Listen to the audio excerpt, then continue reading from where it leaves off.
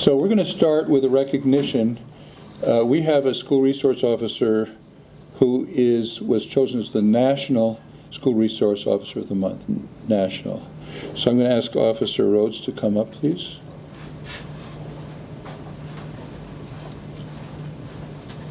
Come sit to side, please. Okay, I am proud to introduce Officer Valerie Rhodes.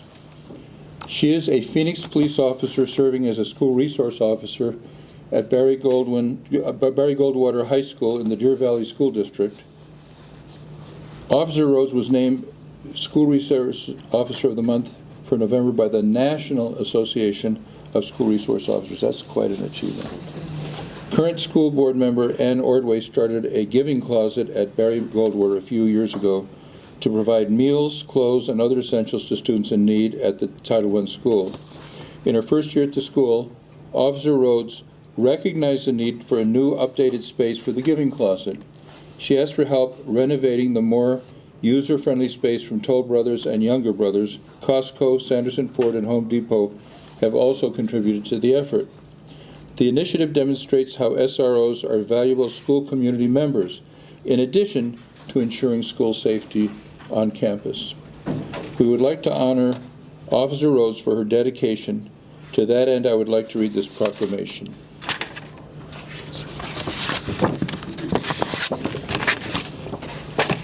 This proclamation is for you. Thank you. Whereas Officer Rhodes has been a dedicated and trusted figure in the Barry Goldwater High School community, ensuring the safety and security of students and staff. Whereas Officer Rhodes demonstrated exemplary commitment by enhancing the giving closet for her school community, by collaborating with local partners, resulting in an elevated experience for students. Whereas Officer Rhodes has demonstrated exceptional professionalism, integrity, and compassion in her role as a school resource officer. Whereas Officer Rhodes has gone above and beyond her duties to foster positive relationships between law enforcement and the North Phoenix community. Now, therefore, I, Tom Horn, Arizona Superintendent of Public Instruction, do hereby on December 7, 2023, recognize Officer Rhodes for her outstanding service as a school resource officer at Barry Goldwater High School. I express my heartfelt gratitude for her dedication, commitment, and contributions towards maintaining a safe and nurturing educational environment. I encourage all Arizonans to join me in recognizing her achievements. Congratulations. So if you would hold this up, if anybody wants to take any pictures.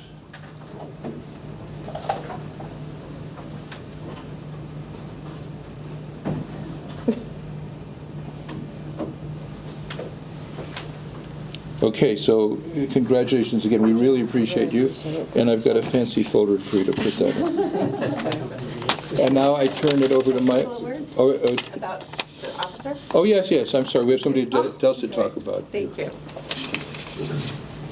Thank you so much. My name is Ann O'Brien, and I'm a councilwoman in the city of Phoenix. I'm also a recovering school board member from Deer Valley Unified School District, where I was pleased to serve for 8 years. And what many community members don't realize about some of our schools, much like Barry Goldwater High School, is that we have students who often show up hungry and in the need of clothes so that they fit in with their peers.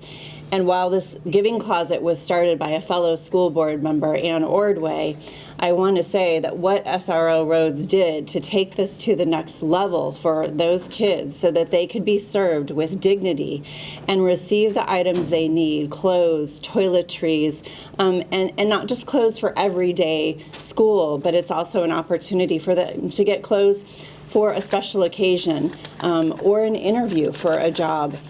And so what she did to bring together all of those businesses, as well as community volunteers and student volunteers, was really going above and beyond the everyday duty of anybody that works in our police department or in our schools. And so I cannot thank you enough for giving dignity to those students who need it most, because without that, it is impossible for them to learn what we need them to learn so that they can go on and have productive, healthy lives as adults. And so it's really just beyond commendable what you did for those students, and I'd love to thank you and give you a hug. Thank you. Congratulations again, Valerie. So I'm going to turn this over to Mike Kirkenbach. I understand this is our final report, and committee, the representative of each of our committees that have worked very hard, for which I'm very grateful to them, will report the conclusions of their committee. When you do that, please come up here so that we'll have a good record of the final report. And so I'll turn this over to Mike Kirkenbach.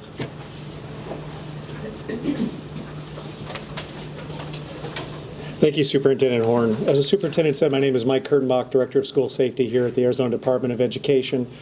And before I begin with the program, I just want to echo what the superintendent said and Councilman O'Brien. Officer Rhodes represents everything that is good about the School Resource Officer program. And as somebody who wore the Phoenix PD uniform for well over 30 years, it makes me feel especially warm inside to see her doing what she's doing for our community. So with that said, rather than provide a traditional PowerPoint, the task force members have a hard copy of the PowerPoint in front of them. For explanation, it makes it difficult for our Zoom members if we have the PowerPoint up on the screen. So I'm going to go over some of our key points, and I may call on some of the task force members to provide some clarity, or if I'm misrepresenting something or misstating something, please don't be shy about jumping in. So one of the things that this group has done is we met as a task force. This is our third meeting.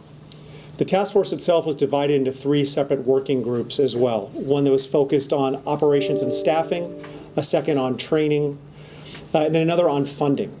Those working groups have met 3 times each as well. So this has not been taken lightly. Everyone has provided tremendous feedback, and there are several salient points that I'm going to discuss today.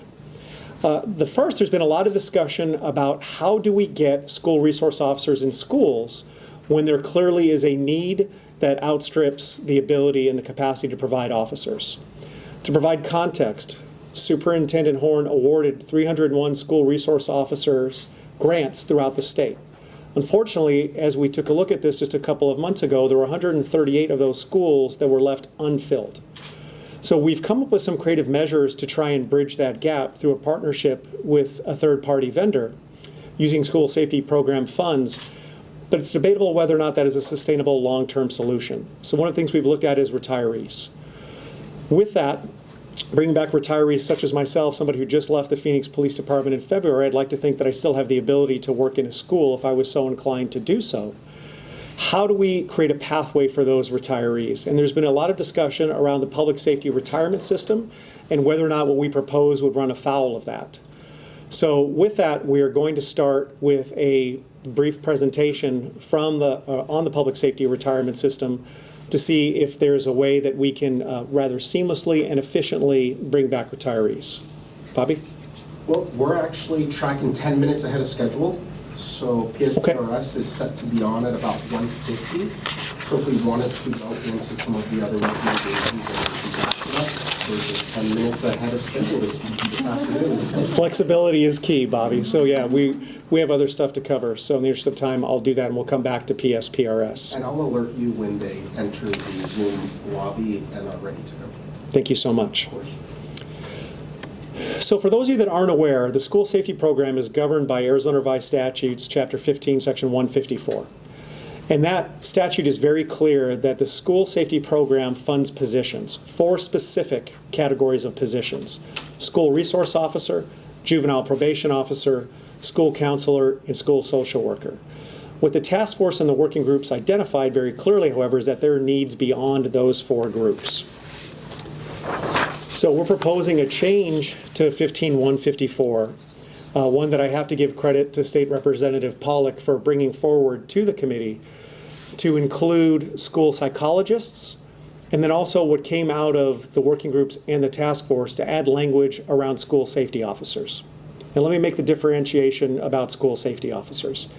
I just touched upon the fact that there aren't enough dedicated full-time school resource officers to work in these schools. I provided the number 138 short statewide. And that represents 11 of our 15 counties in the state of Arizona. So we have sworn officers that have other jobs that with the appropriate training, we believe we can put them in schools to bridge that gap. and we call them school safety officers. Does a school safety officer have the same training as Officer Steve Dew, who works as a full-time school resource officer? No. But we are providing foundational training from the team here at the Arizona Department of Education that equips them with the tools to work in schools. It helps them to create those connections and those partnerships, and also to provide that resource to those schools that have asked for one. And to be very clear, what we did is we sent out communication email to all the schools that had applied for an officer, weren't able to get one through no fault of their own, and afforded them the opportunity to opt into this model. So the legislative change would include, again, in 15-154, language around school psychologists and school safety officers. Additionally, and with that, particularly with regard to law enforcement, there was significant discussion about ensuring that officers that work in schools have the requisite training to work in that environment. All police officers have extensive amounts of training, approximately 660 minimum hours of basic training. Most agencies go far above that. Then you have months of training after basic training, field training, and you're continually learning. I'll say that as somebody who spent over 32 years with the Phoenix Police Department. I was always learning. But there are certain things that are very unique to the school environment that an officer who is working perhaps third shift in Maryvale doesn't have that exposure. Even our school resource officers, as much training as they receive. So with that, we want to add language to 154, and I'll read it specifically, that says that we would develop a plan to train school resource officers or juvenile probation officers in FERPA, civil rights, and adolescent mental health issues. And these are deliberately written broadly, understanding that specific issues can change from year to year, but it's ensuring that our officers have current training that equips them to work in that environment, so they understand what an IEP is, so they understand how to work collaboratively with social workers, with counselors, with school psychologists who are already on campus, perhaps not funded through the school safety program funds. It's all about ensuring that these officers represent a multi-tier system of support and provide those respective supports in collaboration with the professionals.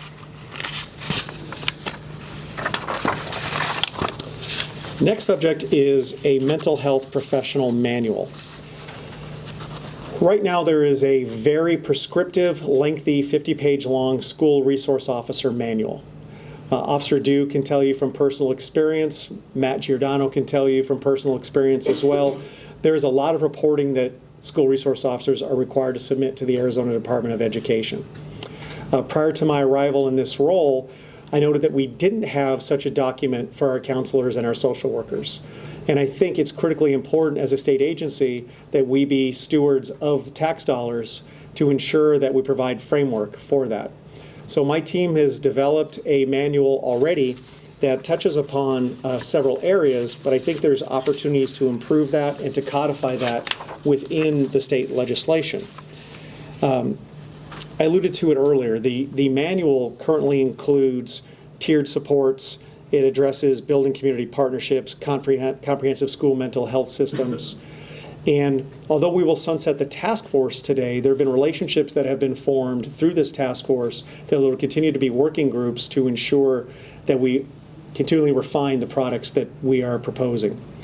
So with this, the proposed change to the legislation would include, as I said, it's already there, a school safety program established by this section shall include a school safety program guidance manual and mental health professionals guidance manual that incorporates a multidisciplinary safety approach.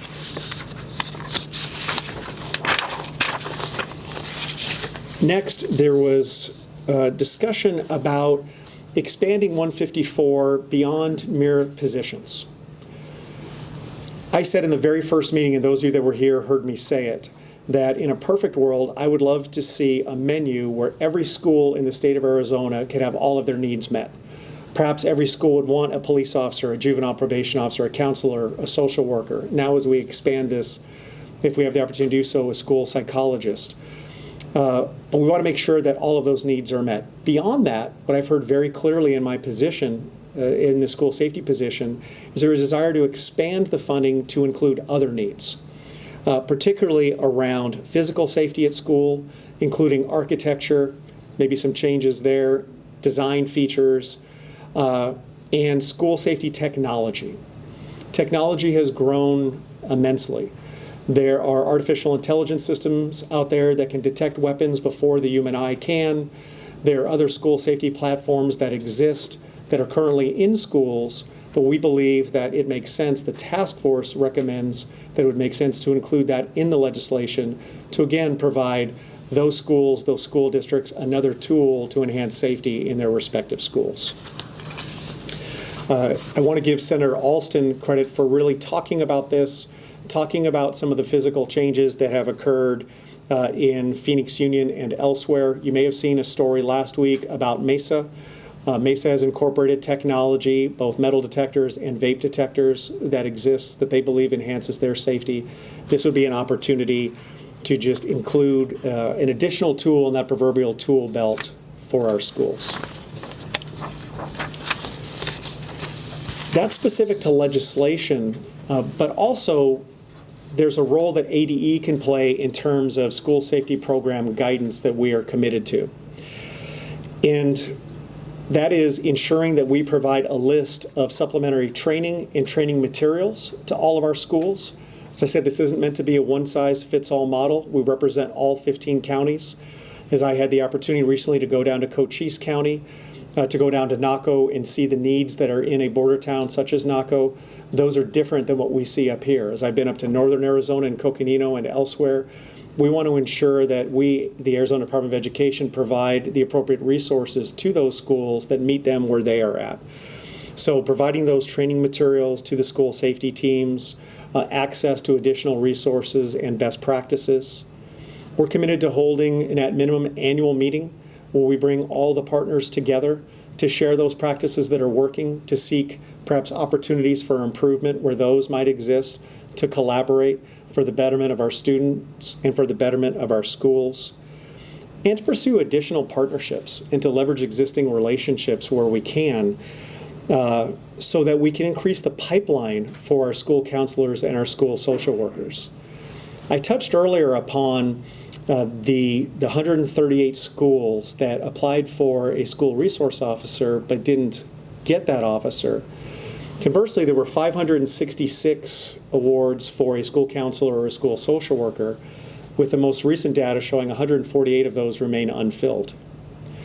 And as we've talked with the Social Workers Association, as we've talked with Tina Culbertson representing the counselors, we think that there's a great opportunity to pool our collective resources, those relationships perhaps with Arizona State and other institutions of higher learning, to provide pathways to get more counselors and social workers into our schools to meet those needs. It's all about finding that creativity, that collaboration, and ways to meet the needs, as I said before, of our schools. Bobby, I think I see that Diane has signed on. Yes. If you'd like. There's Diane. I think this would be a perfect opportunity. Diane, I know you just signed on, but we're at a spot where we've talked about PSPRS, we've talked about getting retirees that have a passion for working in a school environment back into the schools. And I would just like to give you an opportunity to maybe expound upon that issue and to provide some education for everybody in the room.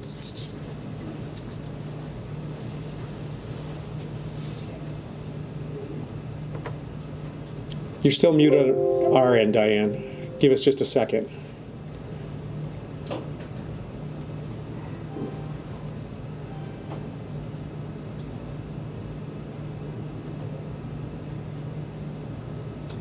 Why don't you try again, Diane, if you can hear us? I can hear you. Can you hear me? Yes. We can hear you now. Sorry about that, but you're live and we can hear you. No worries. So for those who don't know me, my name is Diane McAllister. I'm a partner at Public Policy Partners. We represent PSPRS at the legislature. So I have had multiple conversations around the return to work, and the SRO issue is one that has come up recently on wanting to make sure that we have enough individuals who are qualified to fill those positions, and retirees has been one of those solutions. And how to accomplish that has been something that I believe have been being talked about in multiple different forums. yours being one of them, and Melissa Taylor and Mike and Bobby and I connected recently to talk through kind of what's currently allowed and what we might be able to do this legislative session by we, I mean, you guys, and then us not getting away, but on kind of how to approach that. One of the things that have been talked about is we currently have 38849, it's basically our return to work statutes that allows for people to come back in certain scenarios. And we currently have fire investigators or fire inspectors and arson investigators separately identified as, if you come back hired as one of those positions, that 60-day or 6-month provision that the IRS requires does not apply. And so school resource officers or school safety officers could be added to that, but that would be a legislative change. But I think from in the middle of that conversation, and I don't think that you would get pushback from the pension system or others in that regard, but in the middle of that kind of conversation, I think that, you know, giving some backstory on why that's there is important for everyone to understand. It's not just a PSPRS guideline that you have to wait 6 months before you come back to the work, or that you have to have the 60-day window, or the 60 days without an open competitive process. It's an IRS requirement to have a bona fide separation of service. And that is to say you retired, you did not have plans to come back and work, like you cannot have a prearranged employment agreement. And then, you know, retirement wasn't for you, whatever it was, and you came back and you got a job. But that is something that's required by the IRS. If you come back inside that time, you have to have your pension suspended while you're working. But in PSPRS, we're a little different than ASRS, which might be the pension plan that a lot of people that in the room might be familiar with. PSPRS is a multi-employer plan. We are not a pooled system. In Tier 3, we do have a small employer pool, but how PSPRS works, it's a multi-employer plan. So if you retire from the city of Phoenix and you go work for a school district, or you go work for the city of Mesa for that reason, you can retire on a Friday and go back to work on a Monday. And that is not a violation of that IRS requirement because it is viewed as a new job. You went and got a new job. It wasn't, so you have a termination service, you got a new job. That is allowed. And so from my understanding, some of the scenarios that currently are happening for school resource officers are people are retiring and then going and either working for a new employer or being an independent contractor to go through. That is currently allowed in state statute right now. So they don't have to have that 60 days that they couldn't come and be a school resource officer. The relationship that a city may have on allowing uniform to be used or anything along those lines is not a concern to the IRS, nor is it a concern to PSPRS. Who is viewed as the employer is what actually is a concern to us, because if we allow for something in our statutes that is not up to the IRS codes, we actually put the entire system tax exempt status at risk. So that's why we are very careful about our return to work statutes. But an SRO officer or SSO officer, depending on how you use it, that is a very different job than your normal, you know, rank and file police officer. So just like a fire investigator and arson investigator would be. So we could put that as a different delineation, but it couldn't be that they were retired from being a full-time school resource officer and going back and doing that. So if they left the city of Phoenix and then did that as an independent contractor, not a problem. But city of Phoenix couldn't rehire them the next day and have them outside as well because that employer would not have changed. But I'm happy to answer questions, or Mike, if I missed something from our conversation, just let me know. No, Diane, I think you did a great job of really breaking this down for us. So just to provide additional context so everybody understands, I'll use Officer Dew as an example. He's an employee of the Chandler Police Department. He has a tremendous relationship at his school. What we heard throughout the meetings was that when he decides he wants to retire, he has the right to do that. But perhaps he wants to retire from his full-time employment but continue to work as a school resource officer. If he continued, as Diane said, as a Chandler police employee, that's not permitted. But one of our issues is that you have the certification and you have a sponsoring agency. So the delineation is If he was able to work as an independent contractor, perhaps through this third-party relationship that we have currently, then, and his agency agreed to allow him to work in what we would classify as a reserve status. So he's not a career officer. He leaves as a career officer. He now comes back in the same uniform with the same radio, so he has communications. He has the same skill set, but he's paid differently by a different employer. That's permissible. And that's what we're trying to find ways to tap into that talent. And I will tell you that I've had conversations with multiple agencies around the state that are not necessarily in this scenario, but it could be of using reserve officers in this capacity. Because career officers, the staffing is so low in so many agencies, and there are so many competing needs, chiefs and sheriffs are put in very difficult positions making hard decisions about which positions they staff. But if you have a reserve officer who spent 20 plus years as a career officer, has a heart for working in schools, wants to work with kids, wants to work in this multidisciplinary system, this is a pathway to allow that to happen. Matt or Steve, did I represent that okay? Any other questions for me or for Diane about that? Or Diane, anything else that you would like to add?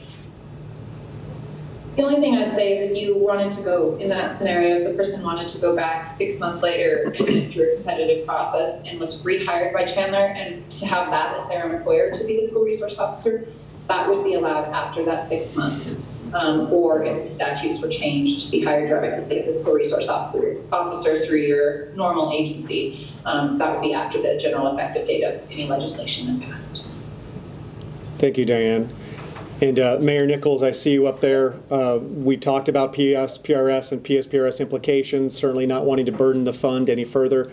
Hopefully this meets the spirit of what we had talked about. I don't know if there's anything that you wanted to add to that conversation, sir.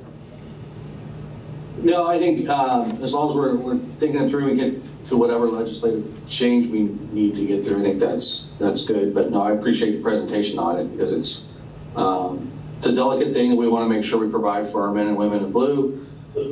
But we also have to have this other obligation we need to for our schools. So I appreciate the conversation quite a bit. Thank you, Mayor. That concludes the presentation.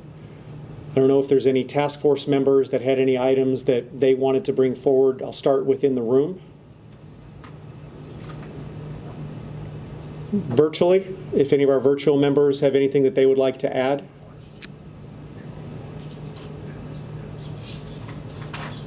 Well, thank you. I'll take that as a compliment that I covered the material that we were supposed to cover. Questions? What's that, sir? We have questions. Oh, yes. But before I open it up to the press for any questions that they may have, for all of the task force members, for those of you here in person before you leave, the superintendent has been gracious enough to provide a certificate of appreciation for your work. For those of you that are virtual, we'll get those out to you. And I thank everybody for your work. I just want to be clear. While the task force itself is ending today, the work is far from ending. These relationships that have been forged, the partnerships that have been created, the accountability measures that are in place exist to ensure that we move forward with the recommendations that have come out of this body, that we work with the legislature to enact legislative changes where there's opportunity to do so, and to continue to enhance safety in our schools. So with that, as the superintendent said, if there are any questions, I'll open it up to questions in the room. Yes, sir. Hi. Sorry, Howard Fisher, Capital Media Services. In between all of this, in terms of shortage of SSOs and counselors. Oh, Howie, Just stand. you want me to stand? Okay, I'm sorry, Howie. I got instruction to come stand next to Mike. Oh, Jesus. Because he can't say anything unless you whisper in his ear as his counsel? I won't do that. If I say anything, I'll say it out loud. The question becomes, in terms of the shortages, is this money? Is this unqualified, people who are not qualified to be either SROs or SSOs? Is it that the districts don't have the cash, the cities that furnish them don't have the cash, or that somehow Tom Horn needs more money to provide these? I'm trying to understand the nexus of what created the problem in the first place. So it's not a money issue. I will say that. As it relates to hiring school resource officers, counselors, and social workers. The money is there. The legislature provided the funds. This past year, we had the opportunity to distribute $84 million. 80 was the allocation and $4 million of carryover. The challenge is finding qualified staff to fill those positions. And I'll give you an example. The agency that I came from, Phoenix PD, at its peak, it was staffed at 3,388 filled sworn positions, 3,388. It's below 2,600 now. Last I saw was 2,571 was the last number I saw. They just had a graduation, so I trust that it changed a little bit. But that delta is where what I talked about, Howie, you have chiefs, you have sheriffs, they're having to make very hard decisions. If you're 700-800 officers down, or when we talk about economies of scale, it could be 2 or 3, depending on the size of your agency. You have to make very hard decisions. And every chief, every sheriff recognizes that their first duty is to respond to calls for service. When somebody picks up the phone and they call. I mean, ideally we prevent crime before it happens. I say we. Crime is prevented before it happens, but that's why. It's not a funding issue. It's finding the people to fill these positions. That's the challenge. Yeah, and let me just add, we had a big shortfall. We funded positions that schools couldn't fill because the local police departments couldn't spare people to do it. And so Mike came up with a very creative solution, which was to contract with an agency that places police officers for off-duty work, such as private construction needing security, churches, and so on. And so now, through those private agencies, police officers who want to work on one of their days off can come to a school. And so if we have 5 like that, we can fill a week so that there's never a time when they're not guarded. And so that is solving the problem now, but it's a short-term solution, not a long-term solution. And retired police officers would be a perfect solution. Because they've already been trained, they already know, they'd be excellent people in the schools. But they lose, excuse me.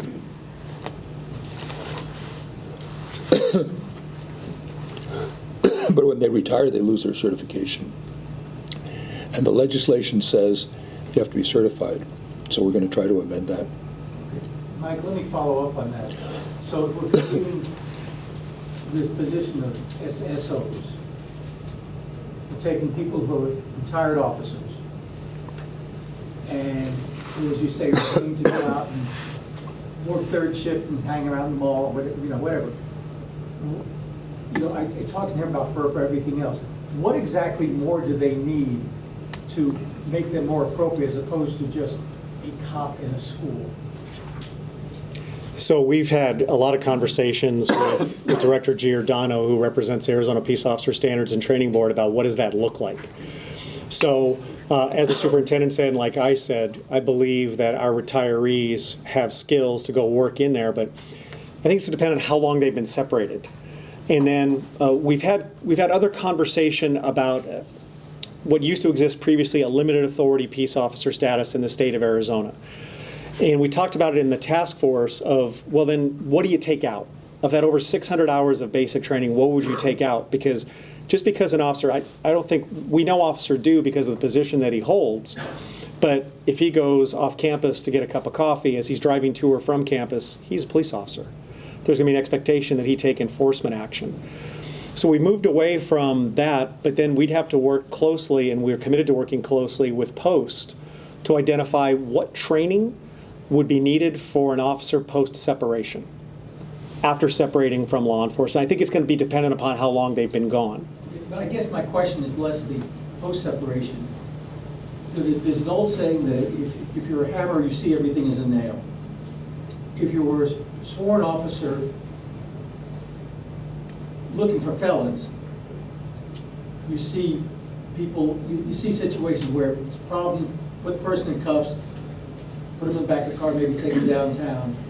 Schools are very different places. And the people keep talking about the school to prison pipeline because they're afraid that, the quote unquote, too many cops in schools, that's what it'll lead to. So what needs to change? What does an officer need different? A retired officer who may have 20 years on the job, I use the old term walking the beat because that's how far back I go, versus being an SSO in a school and being more of a counselor or something? So I do want to address one thing, the school-to-prison pipeline. The Office of Juvenile Justice Delinquency and Prevention recently reported that juvenile arrests are at a 40-year low. So I just want to get that out there because there's a lot of talk about if you have an officer in school, that's going to further this proverbial school-to-prison pipeline. Training is key. I will tell you, as a longtime practitioner, officers are not inclined to slap cuffs on people and put them in jail. And I will tell you, certainly now with staffing as low as it is, they're problem solvers. They're trying to find ways to create solutions to problems that exist. It could result in arrest. If it's a violation of state law that rises to that level, it could be a referral depending on the age of the individual. But I talked a little bit about, and what the superintendent said, when we discuss the off-duty model, if you think about it for a minute, schools are open during the day, during the week. Generally speaking, as you get more seniority in law enforcement, you tend to migrate toward working the day with weekends off. So what officers are you going to have? I think kind of to your point, and I'll bring this to the retirees as well, what officers are you going to have that are working off-duty in schools? That third shift officer that has weekdays off. So that's where we've committed, and we've developed a curriculum here at the Arizona Department of Education to provide starting 8 hours of foundational learning for those things, and I say this simplistically, what are those things that could get an officer in trouble in a school environment that maybe he or she doesn't see out on the beat? So making them aware of that. The Phoenix Police Department has taken that a step farther. They're providing their school safety officers 16 hours of training. So this is going above and beyond what is in the basic training, through the academies, what's happening in field training, and then through experience. It's educating our officers that are working in the school environment about the school environment, what those reporting requirements are, the relationships, working with counselors, working with social workers. And then how we take this a step farther, taking those classes, taking that coursework, taking those lessons learned, and then building a curriculum for retirees. Could I add to that? Howie, I worked very hard to urge schools to put police officers in the schools, keep our kids safe, and do the other things, develop better attitudes, better relationships. And I've encountered opposition from people to say they don't want a school-to-prison pipeline. And I have very little patience for those people, because what they're really saying is people should be able to violate the law without consequence. A student who brings a gun to school is creating a lot of danger. A student who brings drugs to school to sell is hurting other students in their ability to learn. And I think the idea that people should be able to, and we have had this problems with some school boards, the idea that people should be able to break the law and how to have a consequence, I think is partly what's wrong with our society today. Yes, sir. Hi, Mark Phillips from ABC 15. I'm going to try to ask this question from the perspective of a parent. There's 138 school districts that asked for a school resource officer and couldn't get it because there was nobody available. So what are you going to do so next year there's a school resource officer? Do you have to go to the legislature, ask them to make changes to retirements, police retirements, that make them more easily available to take on these jobs? What is the demand among retired police officers to fill these positions? What do you have to do so next year every school that wants a school resource officer gets it?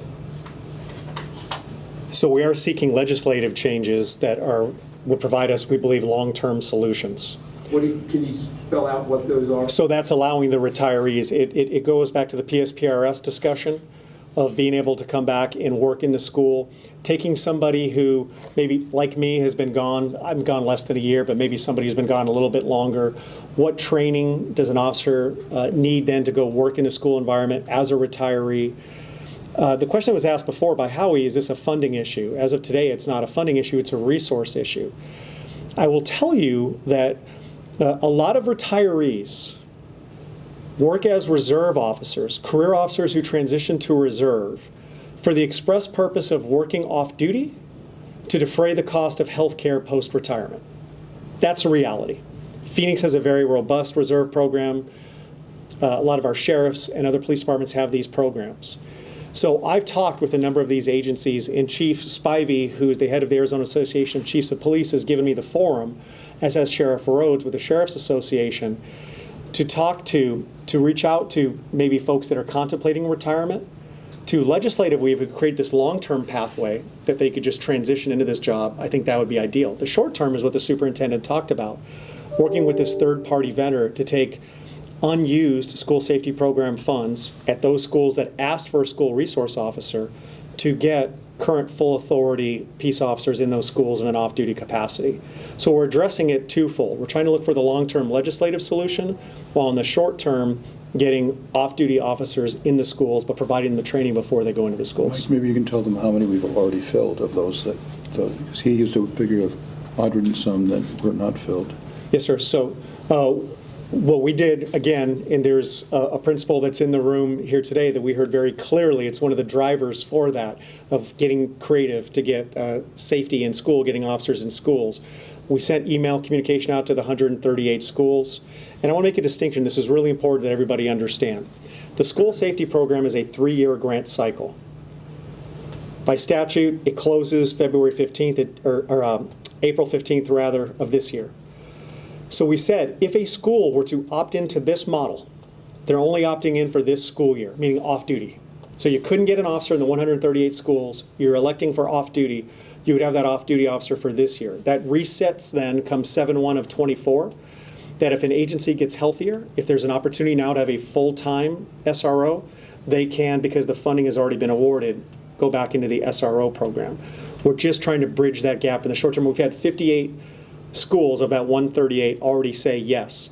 We've had a lot of them say, we're really hoping that our home agency will give us an officer. And we're working with them to hopefully by 12/31 make a decision. We're encouraging them to talk to that agency, see if there is an opportunity to get an officer this school year. Mr. Horn, if I could follow up with you. Yeah. You've written a bunch of laws. What specifically, when you sit down with lawmakers, spell out the bill that you want, that gets what you need? Okay, I'll tell you what comes to mind, and Mike can correct me, but we need to have some kind of licensing situation whereby if people retired, they're no longer certified, they can get recertified for the purpose of being school resource officers. Right now they can't do that, and that's irrational. That should be an easy yes from any reasonable legislator, I would think. And a lot of these, you need to know, these recommendations that are being made from committee work that included equal number of Democrats and equal number of Republican legislators. So we have legislators from both parties as part of that process. I think that that was the main thing. And what was the other part of that, Mike? Well, there's two pieces that you have to have. You have to have the certification. So I'm still certified by the Arizona Peace Officer and Standards Training Board. I don't have a sponsoring agency right now. I need those two things. That's for my situation as a retiree. So then an agency would have to take me on, I would say, with appropriate training to be recognized by post, whatever that training is.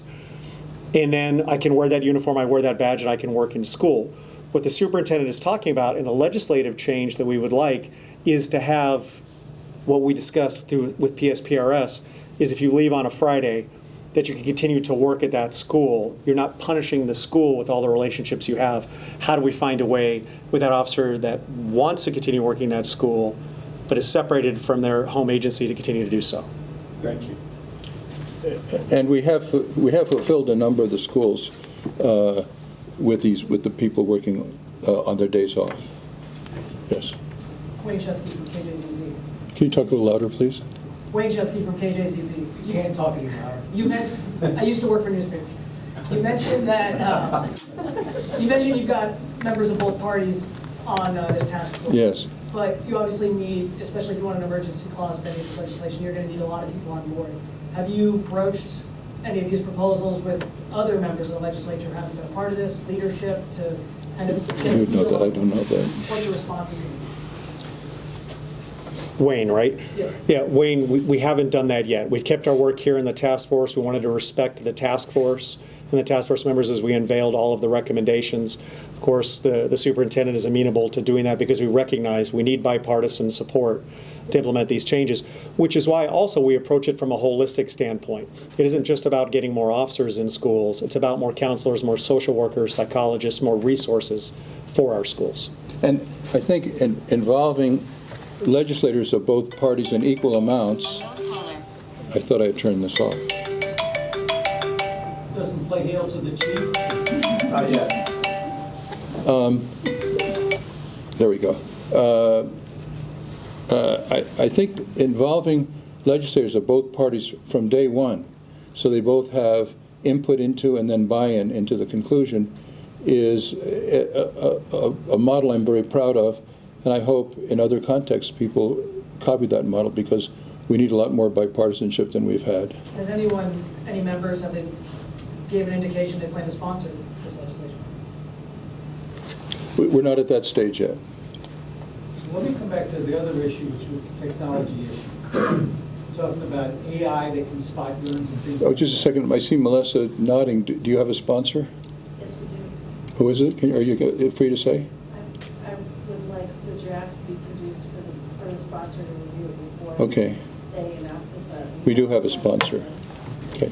I figure out of 90 people, you should find somebody. Maybe the Republican. Let's come back to technology. You talk about the issues there, of what else can be done. I guess this is for you. I'll talk hardening, if you will, the schools. Again, is this a problem with authorization, money, legislation? So what's the issue there? I mean, is this somehow adding to what the building renewal fund is supposed to pay or something like that, which we know that funding's been a little shaky? I mean, what's the issue, why they can't do that now? So we're specifically talking about the School Safety Program Fund, which is governed by 15154. Right now, that fund only covers positions. What we're proposing through legislation is to include additional positions, as I said, SSO and school psychologists, but also technology, target hardening tools such as ballistic film. This isn't about creating a prison environment. It's about how do we enhance safety, how do we enhance security on schools. And that's why I think the advent of AI technology, which is so cutting edge, is so critically important. Cameras are great, but they're only as good as somebody monitoring the camera. If you have an algorithm, if you have technology that can sense a threat, can identify that threat beforehand, that's a tool that I think everyone would agree has tremendous value, because especially in a critical incident at a school, seconds matter. And right now the legislation doesn't allow for that. So do we need more money in that? I mean, Tom, how much are you getting, Chair, in that fund? Well, we got $80 million, which I think is a fairly large amount, including federal and state, and that's all accounted for as long as we can fill the positions. So, okay, but you're using it now to do these SROs. How much more do you need? Let's say my school district in Levine decides we'd like some of this AI technology. How much more money, given we have 200 and some school districts around the state, I don't know how many schools, how much more money do you need in that fund to handle the kind of requests that might come in for this technology? Do you have a number? That's going to be a big number. There's no doubt about that. And then it depends, right, in terms of scalability, because there are layers of technology. If we talk about target hardening, there are systems out there that can automatically lock doors. There's ballistic systems beyond ballistic film.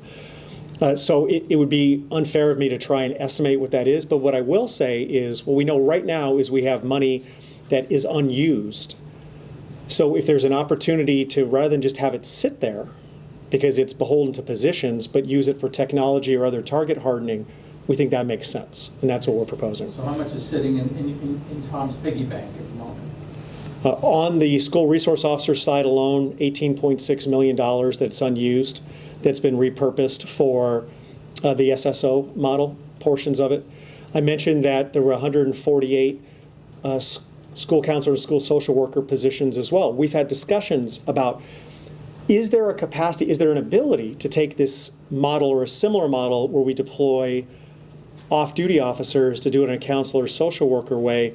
It doesn't appear that such a pathway currently exists, but we've talked about how can we do that. So in the meantime, you have positions that are unfilled, and that funding could be used for other purposes. Hand back there. And building off of that. Could you talk up, please? Sorry. Talk up? Yeah. So with the SSO, I know that you're proposing to change the language in the statute so that way it's codified in the law. But you've already started getting the ball rolling using some of the funds for the unused SROs. Can you explain a little bit about how you're able to use those funds now before that language has been changed? So we worked, obviously the superintendent is a lawyer, and we worked with in-house counsel to confirm that anything we do comports with 15154. And so what 15154 now says that to use school safety program funds, it must be an officer or full authority reserve officer as certified by the Arizona Peace Officer Standards and Training Board. So whether you are a full-time SRO or a part-time SSO, you meet that criteria by statute. So that is then using those funds that are unused in this SSO capacity. Additionally, there's a federal grant, the Stronger Connections Grant, which preceded this model that we're using under the school safety program, where we're doing that with 62 schools around the state already, a strict off-duty model in schools. I'd just like to say, Mike and I have been doing a lot of talking, and we have members of our group here that have worked very hard in committee. So if anybody else would like to say anything with respect to the questions that have been asked or anything else, please come up, because you guys are the ones that have done the hard work. I don't see any hands. So. Are there any other questions? You're on the hook, Tom, so let's come back to the money. And Mike, you do have one online question. Oh, go ahead. Bobby said there's an online question. I'm sorry, Alan. So we have the School Social Work Association of Arizona. They say they've heard a lot of talk how to find these unfilled SRO positions, but how are we addressing the unfilled school counselor and social worker positions?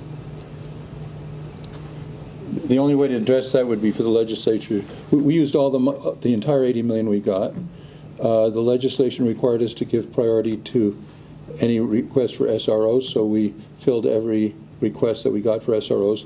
Then we filled all the remaining social worker requests for which we had money, and we have over 500 social workers we funded and over 300 SROs we funded. So we spent a lot more money on social workers than on SROs.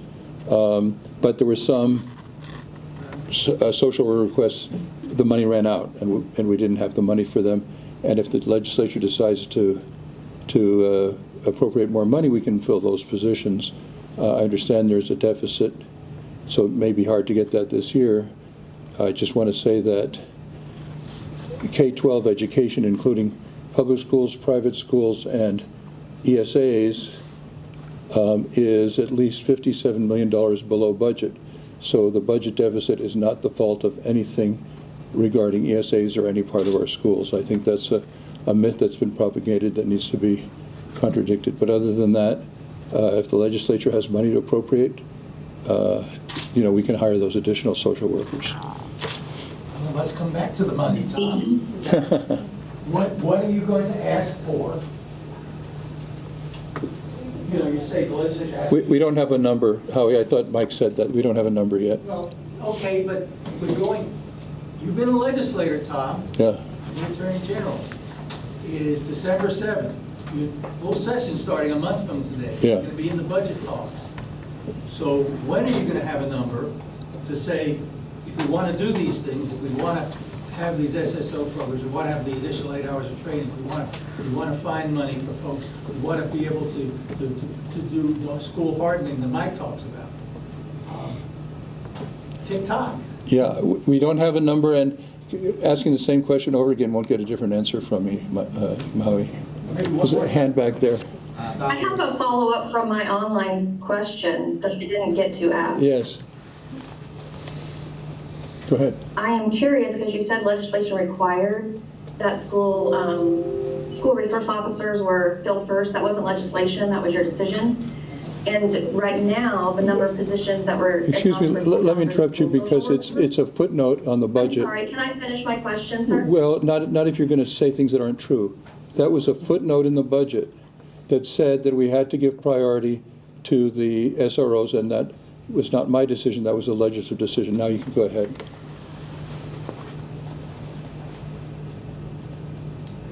So now I'll share that legislation didn't say that, but thank you for trying to correct me. And school social workers and school counselors have more unfilled positions than school resource officers, and I have heard no talk about how we're going to fill those positions.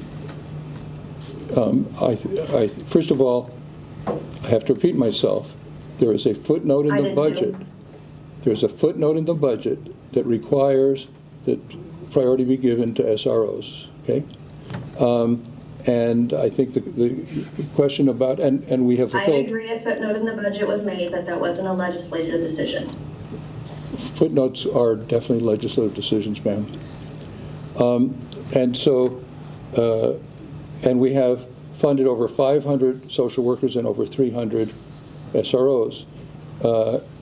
We have said earlier that the only way to fund more social workers would be legislation, but we don't have a number at this point. And Turinda, if I may, I said in my presentation that we want to continue to work with the counselor and the social worker associations to find pathways to get more counselors and social workers in schools. That's where I'll defer to you and your expertise, working with institutions of higher learning, as I mentioned before, to find ways to feed them in there. Why I said we're not done, we're not sunsetting. We're sunsetting the task force, but the work continues.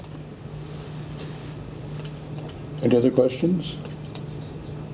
If not, thank you, everybody, and thank you especially to the members of the task force. It's very hard work that they did in committees, and we have certificates for you up here. Thank you, everyone.